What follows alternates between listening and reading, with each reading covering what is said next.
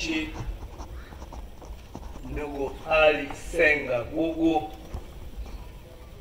ambaye leo wewe ndio mgeni wetu rasmi katika shughuli hii sisi muhimu sana kwa wananchi wa wilaya ya Namtumbo, lakini na mkoa wa Ruvuma, lakini na maafisa na askari wa jeshi la polisi.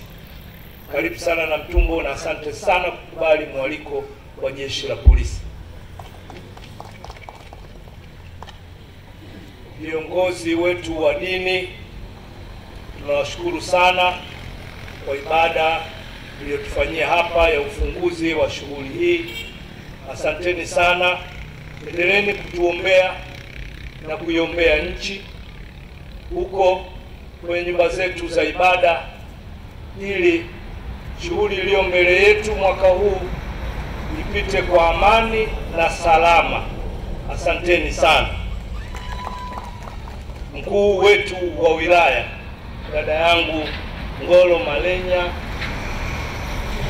RPC mkoa wa Ruvuma, Sakachilia, staff officer wa jeshi la polisi mkoa, lakini pia mkuu wa miliki ya jeshi, deputy commissioner na sisi Misama, karibu sana Namtumbo.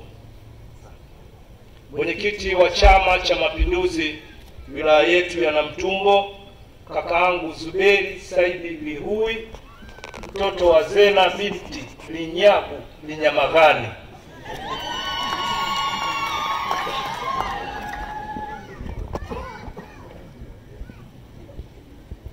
Makamanda wetu wote ni rasmi.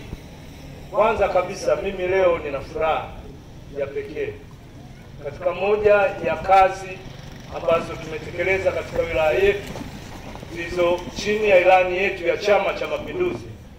Ilikuwa mojawapo kuhakikisha ulinzi na usalama, miundombinu yake nayo inatekelezwa katika wilaya yetu ambayo mimi ni mbunge wake, na nilipewa dhamana hiyo na Chama cha Mapinduzi. Kwa hiyo nashukuru sana serikali, nalishukuru sana jeshi la polisi kwa kutekeleza ilani ya uchaguzi ya CCM mwaka 2020-2025, moja kwa kutujengea jengo hili zuri kabisa la kituo cha polisi wilaya ya Namtumbo. Nisingependa kurudia mazuri yake yaliyoelezwa na walionitangulia, lakini